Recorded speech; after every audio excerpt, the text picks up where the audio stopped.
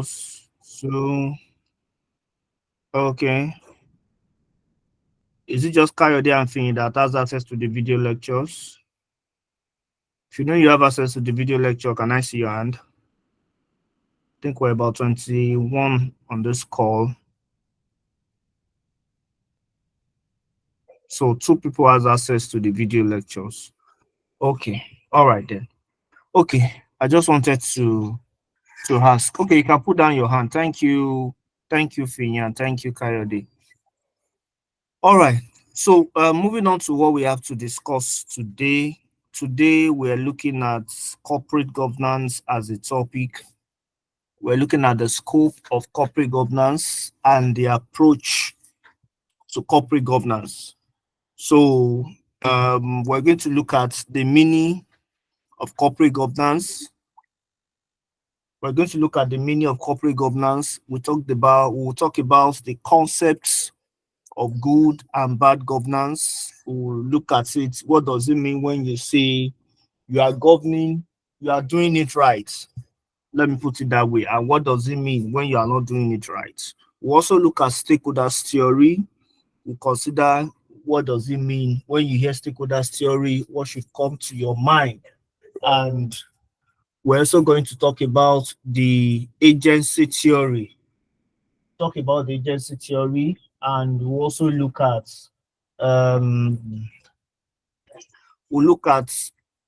the relationship between governance and IT. That's information technology. So what does IT has to do with governance? What impacts will IT play in terms of having a good corporate governance? So these are the things that we're going to be looking at tonight. And the reason why I was asking if anyone has access to the video lectures, because for instance, last week, what we looked at was actually the week 1 topic in the video lecture. And after the study, what would be good for you is that you go to the video lecture to answer questions. Just look at the questions that we have there, and maybe there are things that you are not clear about. Probably you are unable to answer those questions. You can come back to class, and that gives you the opportunity to ask questions based on based on what you have learned, or probably based on the weekly questions that you can see. So today now we're looking at corporate governance, and of course the questions on this topic will be in the members area, which is meant for those who has access to the video lecture. That was why I asked initially. So going back to what we have tonight, the scope of corporate governance. So let me start. Of course, to those that are just joining us, we are welcome to the CSME class. And as our practice, it's usually interactive. So it's not just somebody doing the talking. If you have something to say, just use the hand icon by raising up your hand, and then I'll call you to talk. So we'll try to make it as interactive as possible, so not just the lecturer speaking for the 1 hour lecture. So we start by saying, when you hear governance, what comes to your mind? What is governance?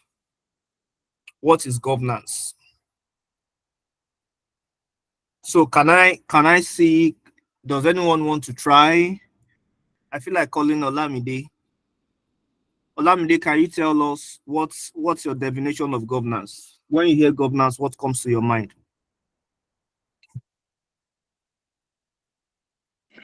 I feel governance means state of governing something, like ruling over something.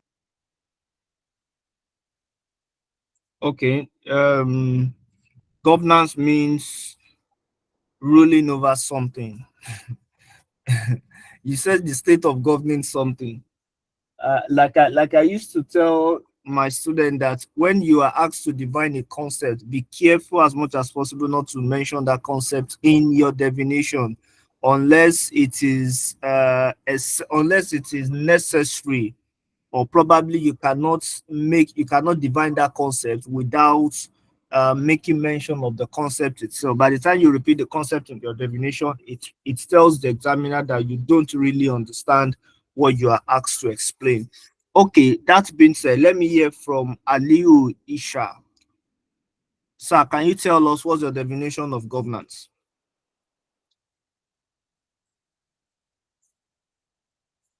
Aliu, we are waiting to hear from you, sir.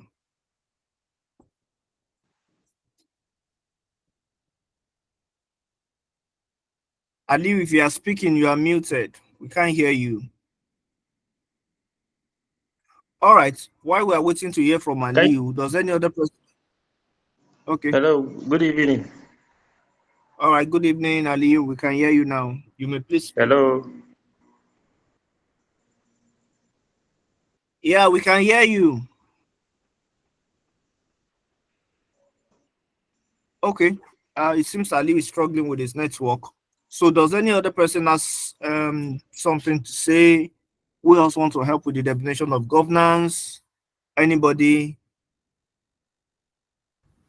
Okay, Linda, please go ahead and speak. Okay, good evening, sir. Good evening. Um, as governance is generally is an overall complex system of framework, processes, functions like rules, laws that that is found like in a society or in a state. Okay. Hello, sir. Okay, hi Aliu, we can hear you now. Okay, thank you very much. Thank you very much, Linda. Yeah, thank you, Thank sir. you for thank you for the definition. Well noted. Let me hear from Aliu, and then I'll take Olamide. Okay, sir. Aliu. Thank you for giving me this opportunity. What I would like to say about the governance is simply means uh, leadership and management of your company Okay. in just a simple terms. All right. Thank you. Olamide, do you still want to say something? Your hands was raised up initially. All right, please Yes, speak. sir. All right. So, we can say government is a state of overseeing the control and direction of a country or an organization, I guess. Thank you, sir. Okay. Okay. Overseeing the control and directing the affairs of organization. So yes, we are all correct to say that governance in a sentence we can say that governance is the right way of doing things. So it's a process of governing. It could be by government, it could be maybe market association, or whichever organizations of coming together of people. So the way by which those organizations are ruled, are controlled, is what we refer to as governance. So that is why it is possible for us to have a bad governance or a good governance. So government is derived from the word governance, that is the heart of ruling people. For in Nigeria, we say we have federal government. Who are they governing? They are governing the people of the country. So the process, the system by which they direct the affairs of the nation is what we refer to as governance. So if they do it well, we'll say that okay, that is a good governance. And if they don't do it well, that is what we can refer to as bad governance. So now, in real sense, I'm going to put in like I said, I'll be making use of the chat box more. So I'm going to be typing the definition of what we can take governance to mean. Just a second, I'm picking it from my notes. So please just I'm taking it from my notes to the chat box.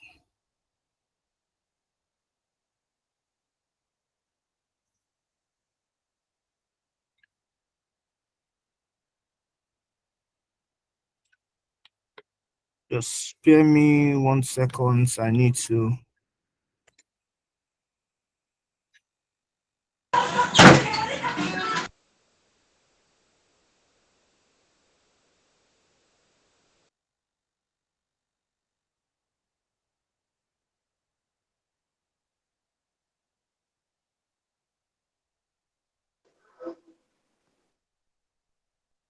Mm-hmm.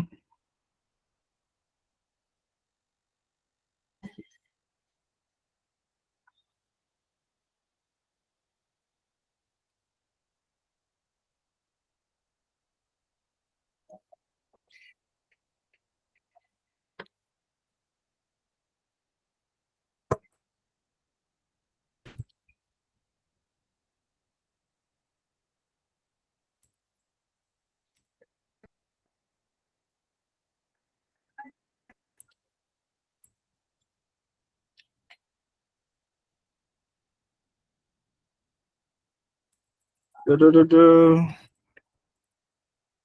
To achieve its stated aims and objectives.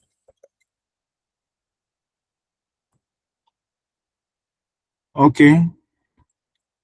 Also, one model to implement a marketed network by system monitoring from life organization to reach across territories and whether through the Lord not spouse along with for the system to achieve its stated. Okay, so I just dropped the definition of governance in the chat box, so you can please check the message icon.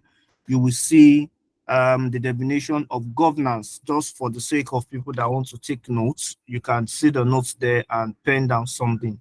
So having talked about governance, then we can now talk about corporate governance, which is our main focus tonight. But there is no way we can talk about corporate governance if we've not explained in detail what governance is all about. Pardon, excuse me. So now, given the definition of that, um, so by the way, let me ask, hope does anyone has any question on the definition that I just gave on the chat box?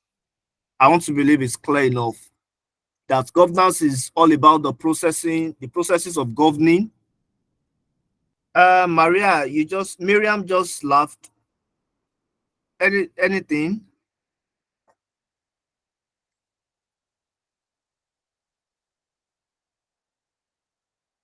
Hi, Miriam, do you want to say something?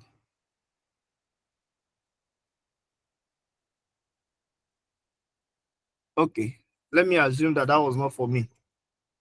Okay, so moving on from there, we've talked about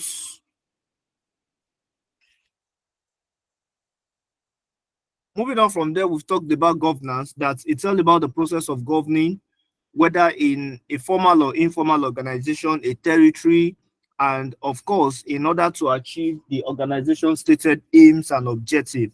And I said that here that one thing that is important or paramount in the definition of governance is that there is a particular aim that's that the government wants to achieve.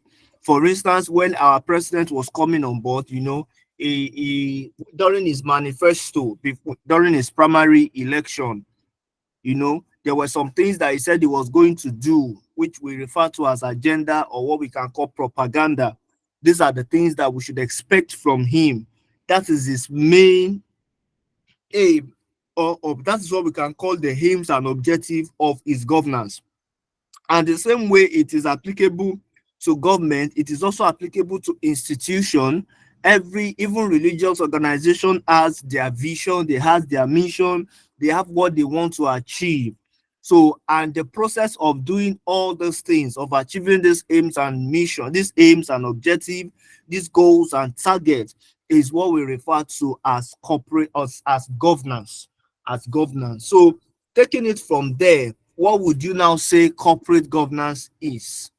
What would you say corporate governance is? Emmanuel Isinkon, pardon me if pardon my pronunciation. Can you please tell us what will you refer corporate governance to mean? Emmanuel.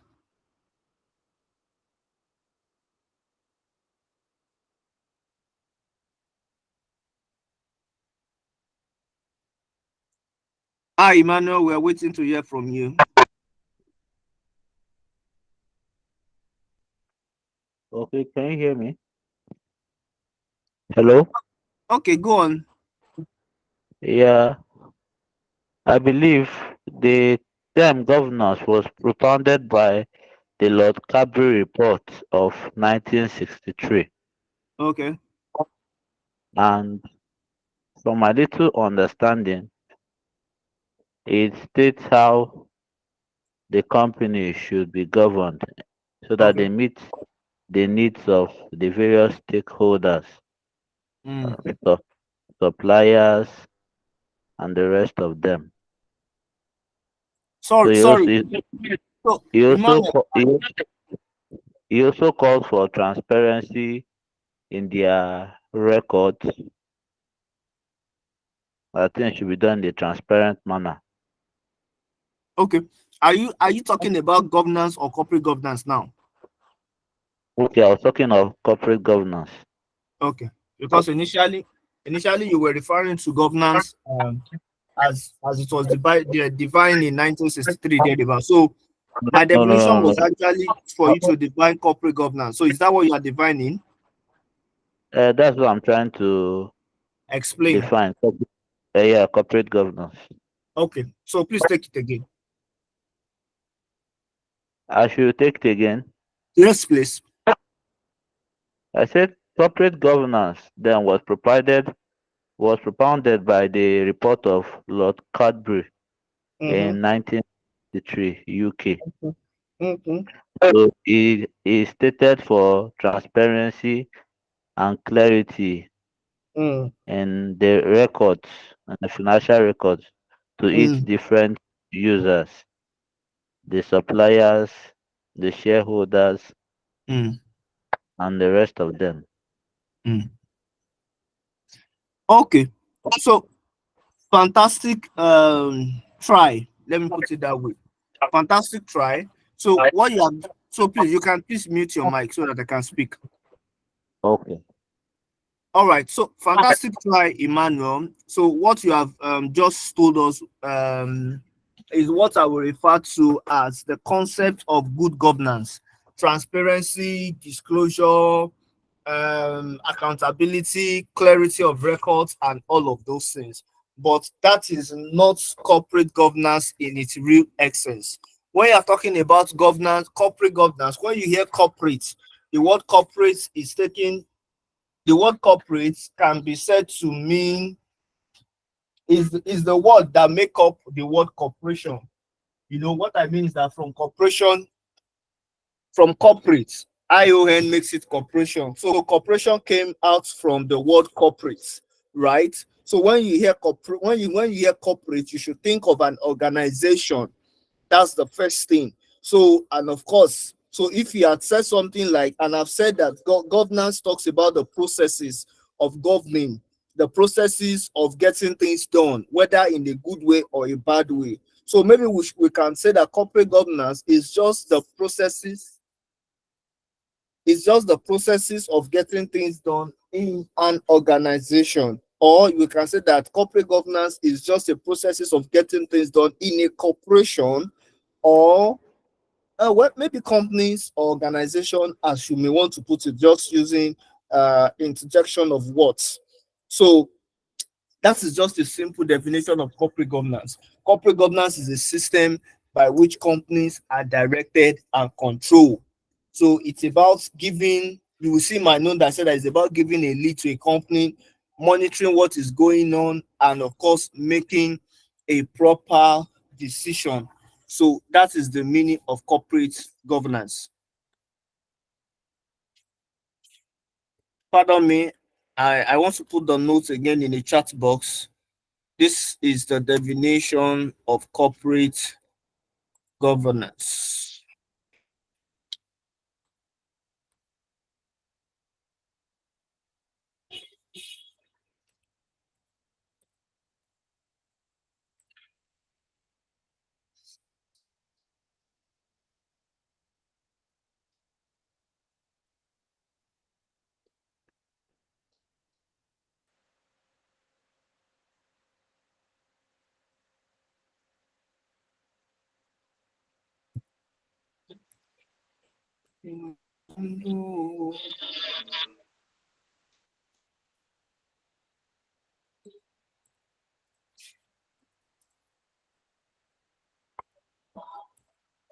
Okay. There's a system which companies are directly don't control. Mustafa, please can you mute your mic?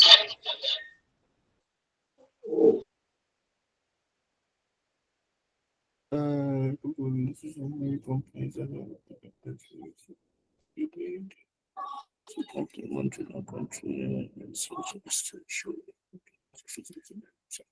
okay, so that's it's the definition of corporate governance. So we said in our definition that it is the system by which companies are directed and controlled, and it is about giving a lead to a company, monitoring it and controlling the management decision. And also, so as the reason why, like I said, there must be a purpose to it attached to your definition. The reason is that you want to ensure that the companies achieve its intended aims and objectives.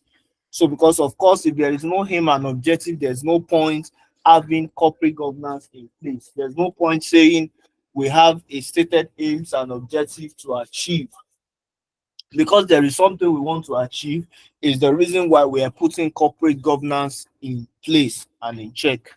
So, having said that, the scope of corporate governance addresses some key issues. The scope of corporate governance addresses some key issues that we need to discuss. You know, like I said, corporate governance does not just stand on its own. So there are issues that the issue of corporate governance addresses. First is to look at in whose interest is the company governed. In whose interest is the company governed? Who has the power to make the decision for a company? Who is authorized to make decision for a company? And this is why we have what we call organizational organogram, to say that what is the structure like, who does the MD him or herself report to, and who are the board, what is the board composition, and these and many more are what corporate governance try to deal with. Who are the board composition, who is the MD reporting to, who is reporting to the MD, then the executive directors, what is their major roles.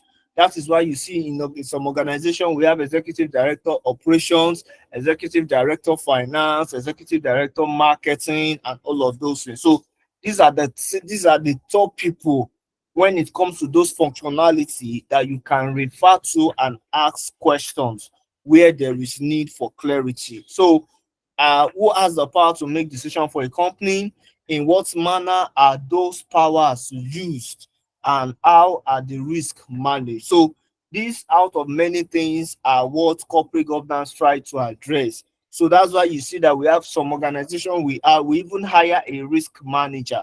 Why? Because they believe that there are inherent risks in every businesses, and as such, uh, someone must be delegated or assigned to managing and controlling this risk. That is why we have risk managers. So these are the people that are designated to manage, to reduce and curb this risk as much as possible.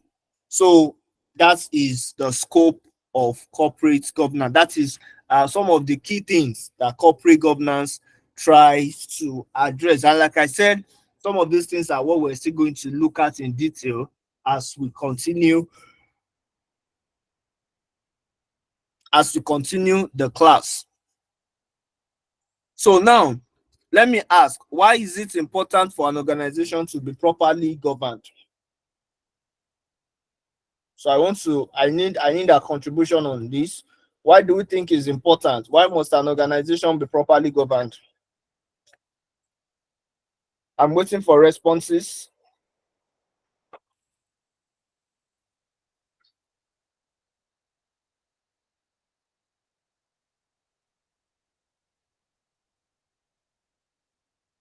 Okay, Olojede, sorry, Adebayo, you can proceed.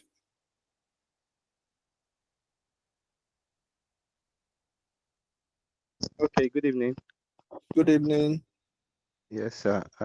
For an organization to have governance, I think it's just for it to achieve its intended aims and objectives. Okay. Yes, sir. Okay. So in order to achieve its intended aims and objective, but that is too general. Is it possible you narrow it down a bit? Why do you think an organization needs to have a good governance? Okay, let me give an attempt. Generally, there need to be law and order. People need to know who is responsible and who is accountable for every process and every action and Okay. decision that is being taken. So when all these are done without a standard governance in place, there'll be chaos. And the Mm, bigger part of it is all this thing leads to everybody being aligned to the organizational goal, the bigger project at the end. So mm, yeah, that's my take on it, sir. mm. Yeah. Okay. Okay. Thank you. I mean, like you said, for laws and orders, it is important. Good governance is essential. When there's no good governance, everybody can do anyhow. There's a saying that where there is no law, there is no sin. So when there is good governance in place, people are being checkmated. They know what to do and what not to do. They know where to go and where they should not go. Okay, so my question next will now be that when do we say an organization is properly governed?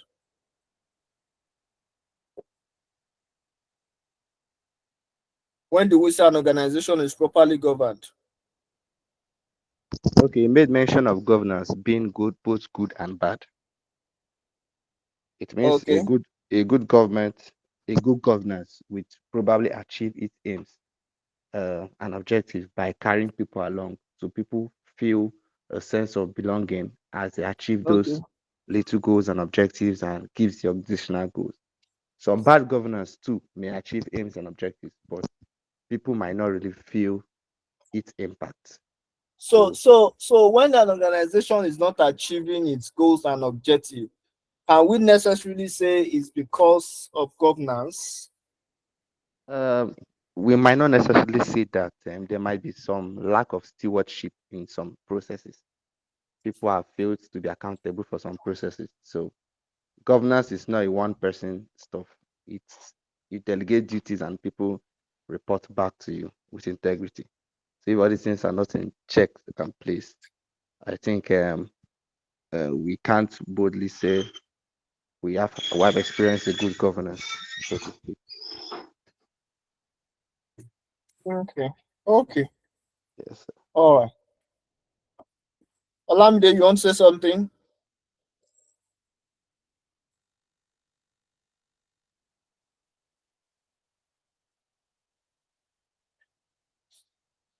Okay. All right. Let's move on.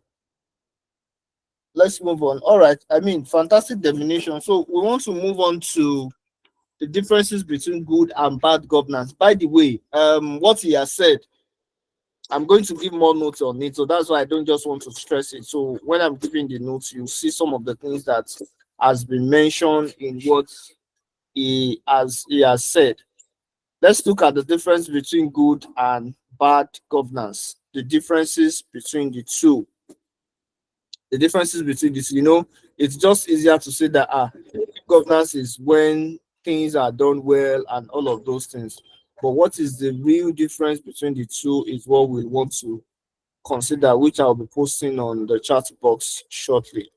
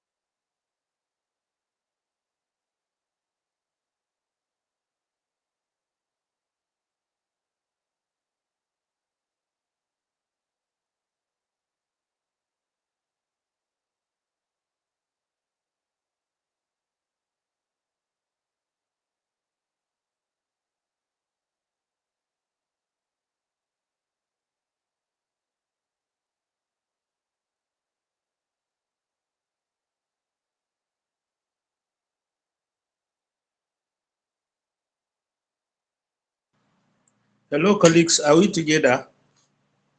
Oh yeah, we are together. So I'm trying to start the note. Okay, sir. Thank you.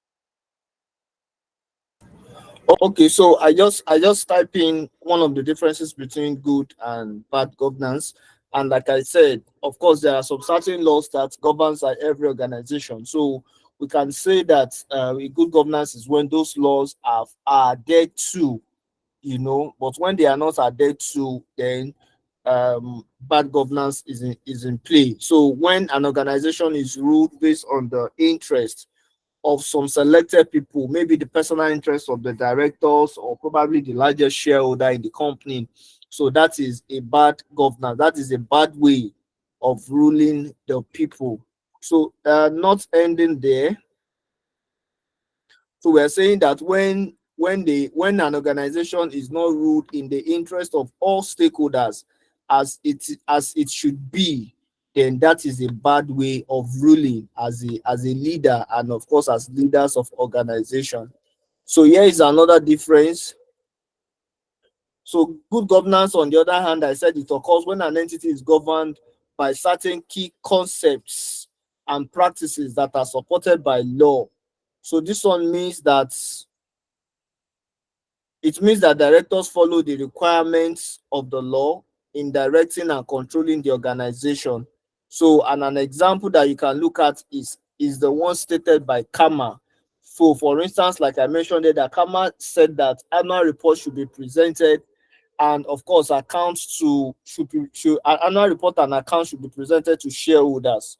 So, at the end of the period, at the end of the year, when the account is being audited, shareholders are expected to have a copy of this account. So when there is compliance to these laws and order, then we can say that in such a case, there is good governance in play. But if this is not a situation, then that is a case of bad governance. That is a case of bad governance. So moving on from there, I think we also need to look at stakeholders theory because of our time. Like I said, we still have to look at stakeholders theory, agency theory, and of course, the relationship between corporate governance and IT. I hope that we'll be able to cover that in the next 21 minutes. So let's move on. Stakeholders theory. By the way, who are stakeholders? Who are stakeholders? Anybody?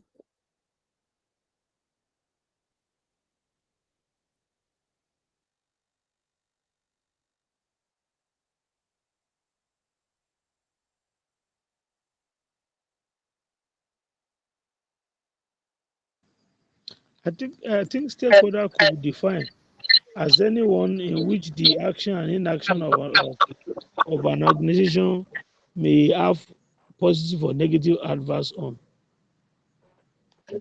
Okay. Please mute your mic.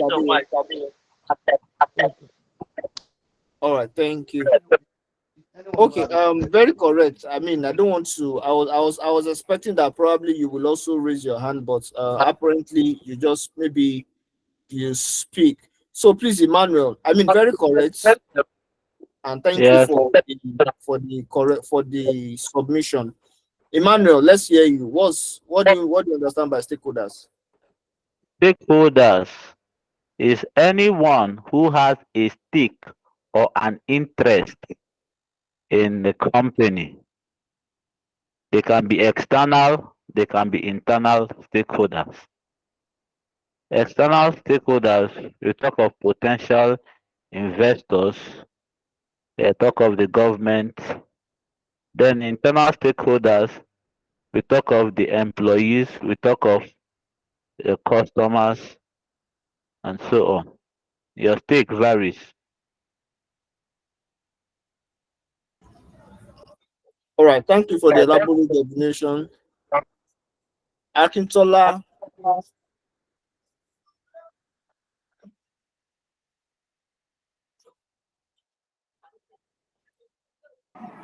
Can you hear me?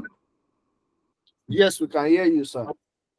Yeah, a stakeholder is someone that directly or indirectly involved in decision making of an organization.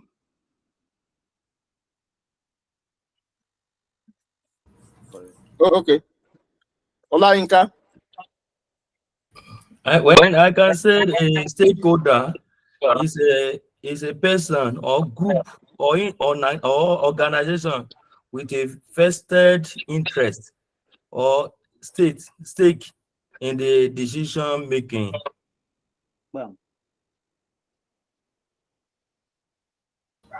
All right, thank you. An individual that has a stake in decision making. That was what I had you say. All right, I may not be able to take everyone because of time.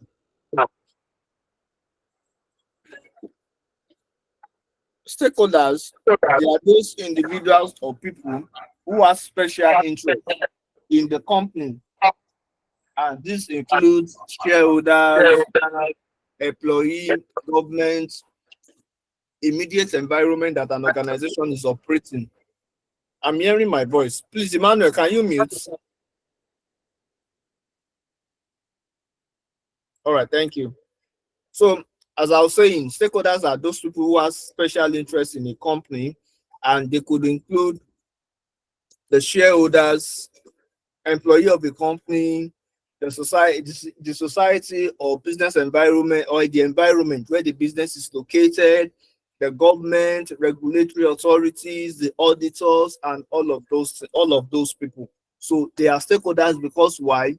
They are directly or indirectly affected by the decision that an organization made. So anyone or any organization or society that is affected by the decision of an organization, they are referred to as stakeholders. They are referred to as stakeholders. So another thing that is important for us to look at, they are the categories of stakeholders. I believe that that definition is clear, so I won't be typing that in the chat box. So if you are taking note, just take into consideration what I have said in addition to wonderful contributions that some of us has made. In terms of categories of stakeholders, we have different categories of stakeholders, and these are areas where I can try to test our level of intelligence. Because, for instance, we have narrow and wide stakeholders, we have legitimate and illegitimate stakeholders, we have primary and secondary stakeholders, we have active and passive stakeholders, we have voluntary and involuntary stakeholders. Okay, you know what? Maybe I should just put the categories of stakeholders we have in the chat box.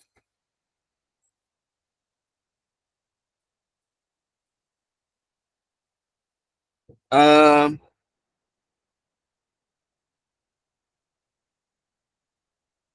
I know I have a note for each of these stakeholders. Probably I'll check in the course of the week and probably just drop it for us when we are starting our class, before we start our class next week. Unfortunately, this is not like narrow, wide, primary, secondary, active, passive, voluntary, involuntary, legal, illegal. 2, 3, 4, 5.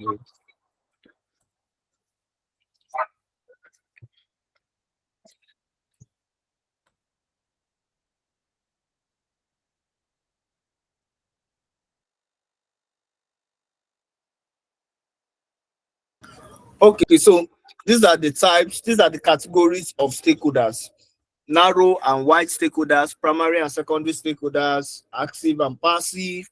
So, but because of our time, we may not be able to define all the types, all the categories of stakeholders, but maybe we should just discuss the active and passive stakeholders. Adeyemi, can you give me an example of an active stakeholder? Who do you think an active stakeholder would be? If you can define and give an example, that would be great. Adeyemi, we are waiting. Okay. An active stakeholder are those who are rightly engaged in decision making and what the organization does, such as the employers, the board of directors. I don't know if that. Very, very correct definition. Please mute your mic. Thank you. Very correct definition. However, board of directors are not active stakeholders. Although it could be a little bit complicated because we could have executive directors as part of board of directors. So I would say that if you are given questions like this to differentiate between a passive and an active stakeholders, to be on the safer side, don't mention board of directors. So yes, you may be correct because, for instance, executive directors are part of board of directors, and executive directors usually they are involved in the day-to-day running of the organization. But also remember that chairman is part of board of directors. He is not an active stakeholder. He's a passive stakeholder because he or she is not involved in the day-to-day running of the organization. A non-executive director is also part of board of directors, and he or she will not be involved in the day-to-day running of an organization. An advisory member is also a board member. He or she will also not be involved in the day-to-day running of the organization. So you can see that it's a bit confusing and a bit complex. So, and as such, I would advise that you just stay away from that kind of definition that could bring about confusion, right? So if you are talking about active stakeholder, you are talking about employer, like you mentioned, employee, customers, people that are involved in the day-to-day decision making of an organization. You can think of people like supplier, but passive, you are looking at shareholders, you are looking at government. For instance, FIRs will only come for you when they have audits to do, or probably when they see that you should be paying more than the amount of tax that you are paying, they can say they want to come for a tax audit or a tax review meeting and all of those. So those people, they are passive stakeholders because they are not involved in your day-to-day running of the organization. So that is what I thought to chip that in as part of the categories of stakeholders. So please, for the rest, just do well to read them on your own, and if you have any questions, I'm available to discuss. So let's see quickly the factors that promote good governance. I've asked the question that time, that when I asked that, how will you know that an organization is practicing good governance? And I think one of us mentioned that when the organization is working towards its aim and objective. And so there are some factors that promote good governance in an organization. When you see those things, when you see those signs, for instance, you can say that, oh, truly, this organization is exhibiting good governance. And when you don't see them, you can say that this particular organization is exhibiting a bad governance. Is exhibiting a bad governance.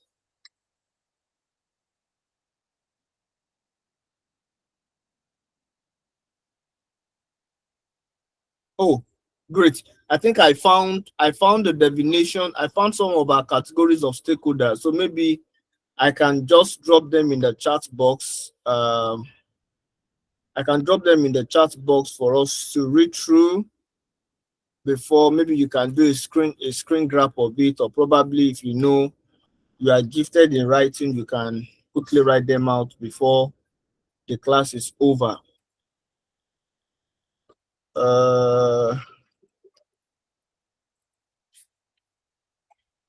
Let me see.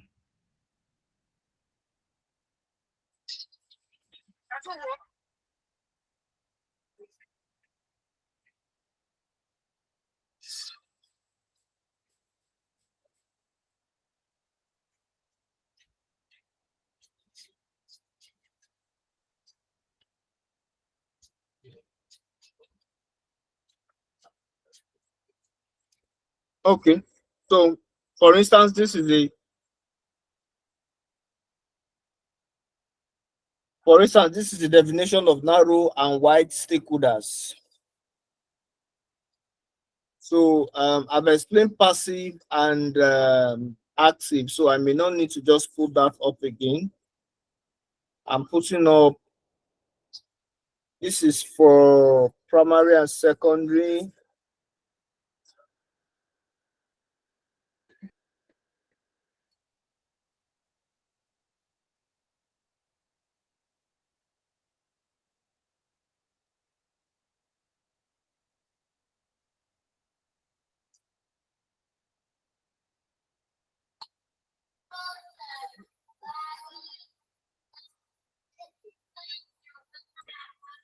Okay. I think these are fair enough. I have initially discussed the active and passive, so we can just take that and so we can move on to the factors that promote good governance.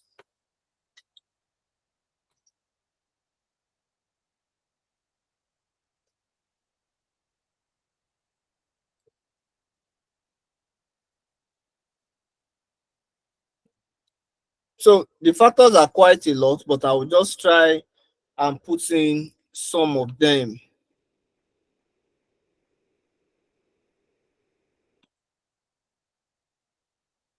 Unfortunately for us, there is a limit to, I think there's a limit to what you can type in the chat box. So you just have to type in bits, and then which will a bit slow down the class. But I mean, we have to do with the options that we have. So please pardon me if I have to type in bits.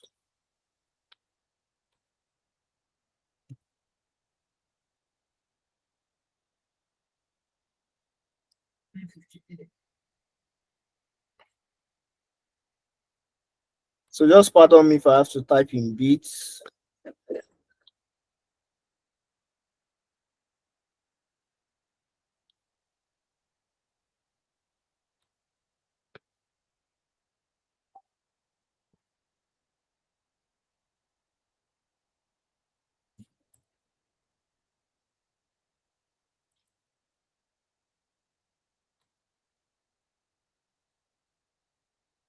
Okay. In the best interest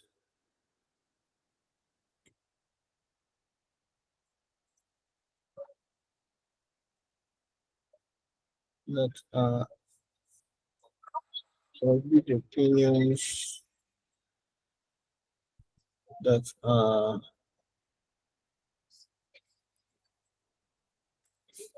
in the best interest of the company without bias or preconceived thoughts. Oh, okay.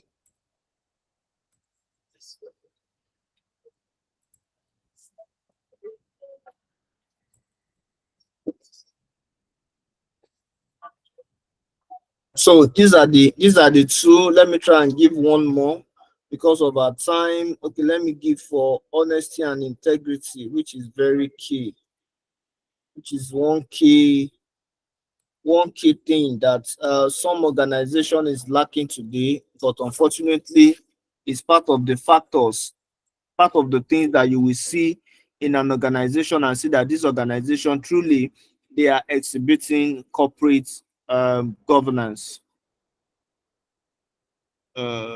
Simulator, shoulders.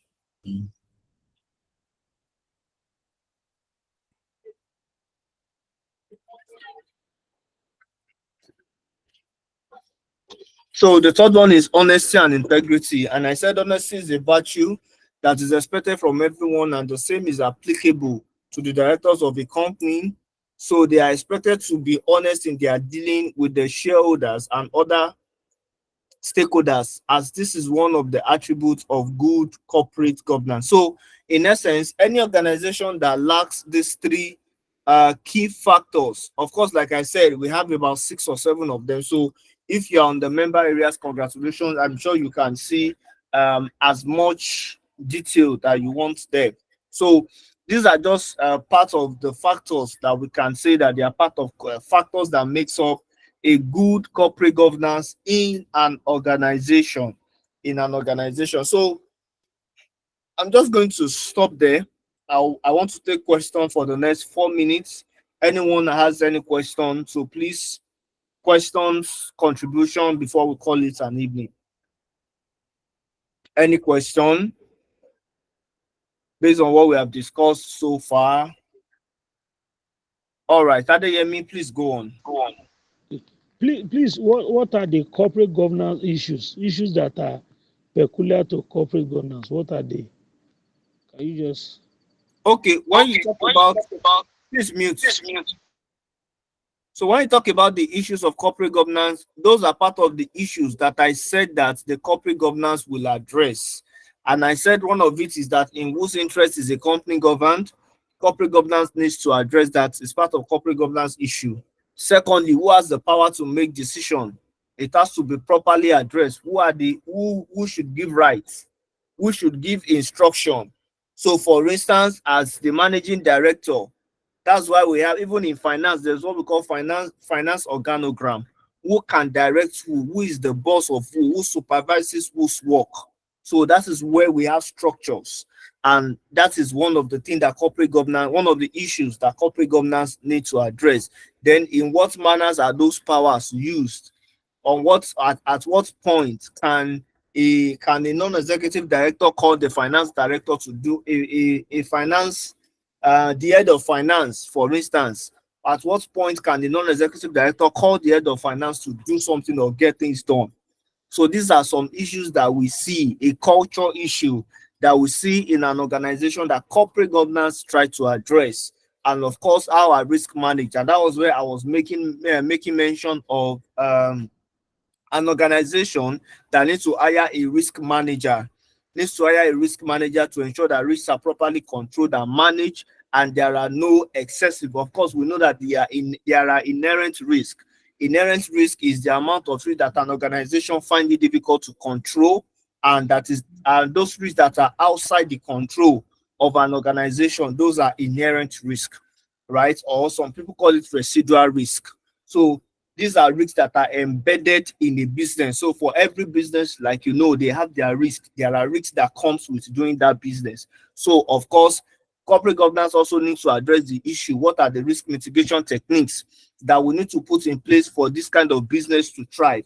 What are the things that we need to do to ensure that this business is in place? And of course, we're not running the business at a loss. So I believe that answers your question, Adeyemi. All right. Yes, sir. Aliyu, please go on. Then I'll take Kayode. Sorry, you already answered the question. Is the same question with the first questionnaire? All right, thank you. Kayode. Good evening, sir. Thanks Good for evening. the lecture so far. Welcome. Yeah, sorry. My question is, I want to use Nigerian setting. Okay. Since we have a corporate governance, and you mentioned we have bad and good ones. I'm looking at the bad one, aligning with the labor laws. Is there no way all these bad ones can be controlled? That's an interesting question. So, okay, Olayinka, do you want to answer his question? I have a question to ask. Okay, you have a question. Please go on and please ask your question so that I can take it together. It's okay. My question is like this: in an organization where there is no finance organogram, so it's just like apart from financial controller, other people are working as if they just give a kind of rank. You a management accountant, you a financial analyst, you are hotel something. So what do you think we can do? As in me particularly, what can I do in that situation to bring something meaningful out of it? Okay.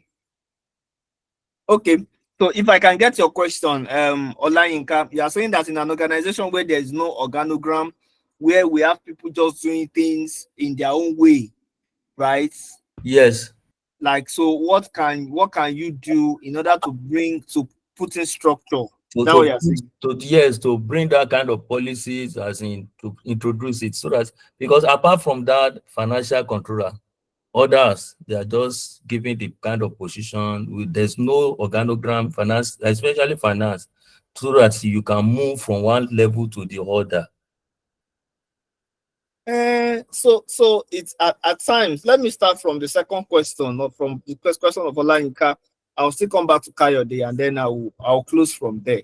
So for Olayinka's question, I will say that it depends on the business need, right? So, and it also depends on the size of the organization. For example, an organization that has what's it called, whose staff strength is just 15, and all the 15 people are working remotely, that they don't have a business location. Such organization might not need to have too many people in the finance team. So that's one. So it depends on, and again, it depends on leadership.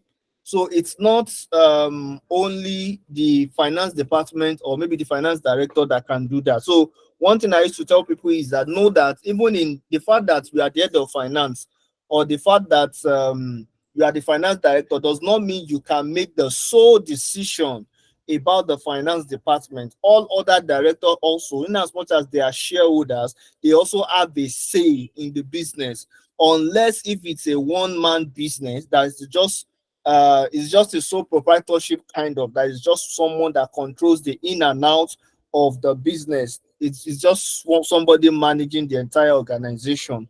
So that is where you can have that kind of issue. So what you can do as a staff, of course, you can make suggestions to the management, let them know that, okay, this is the situation on ground, and this is what you are proposing.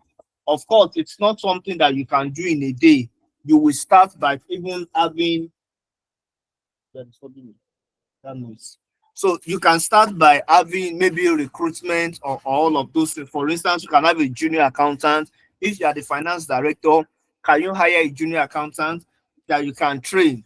And the junior accountant can move up the ladder to become a senior accountant. From a senior accountant, the person become a chief accountant. And as the person is growing, you keep hiring someone under it. And again, like I said, that was why I started with the fact that it depends on the size of the organization and the task that is involved in the finance department. If you don't have the need for a chief accountant, you cannot promote someone or yourself to become a chief accountant.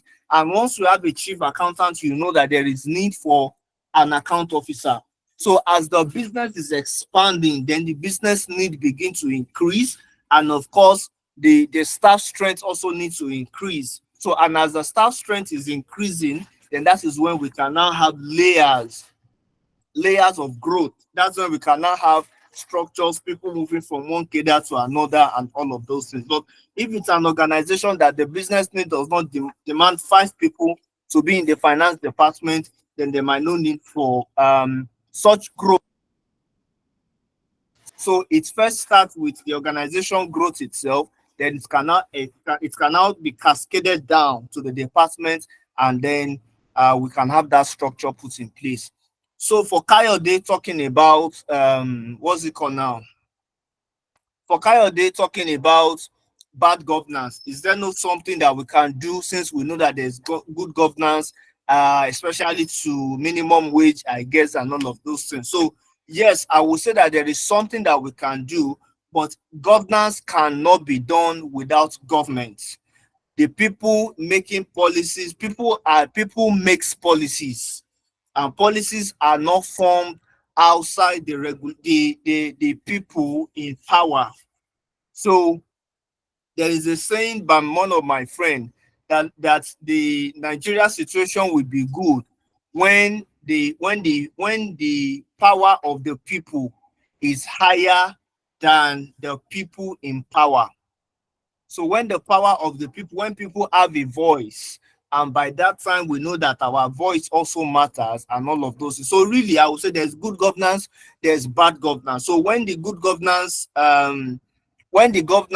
favors the masses, we can say that it is good.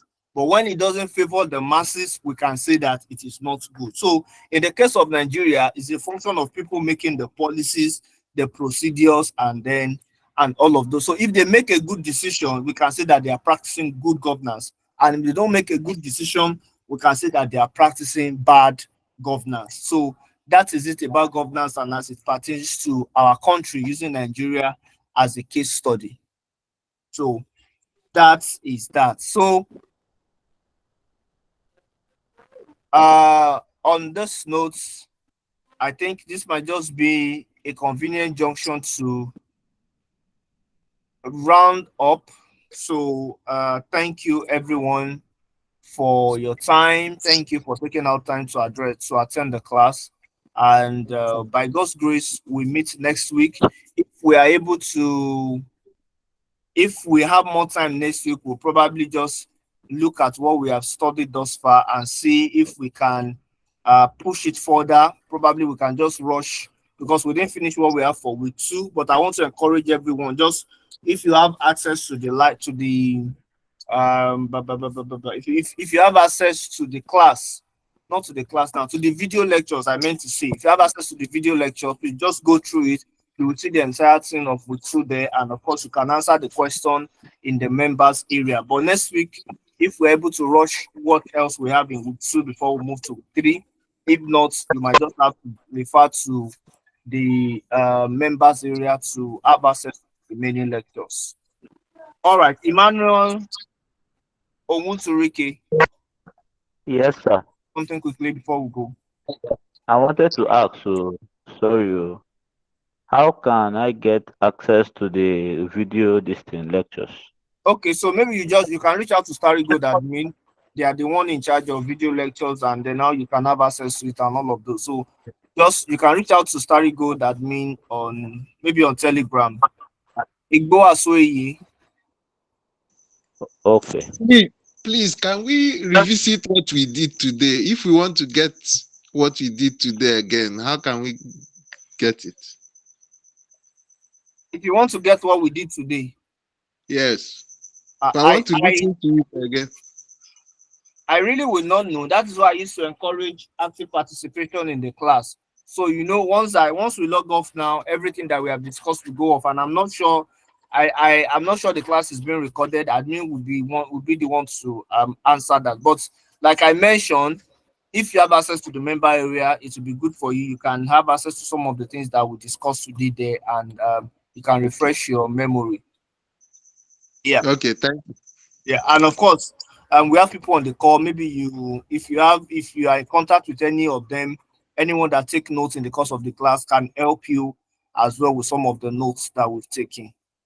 So I believe that might help in a way.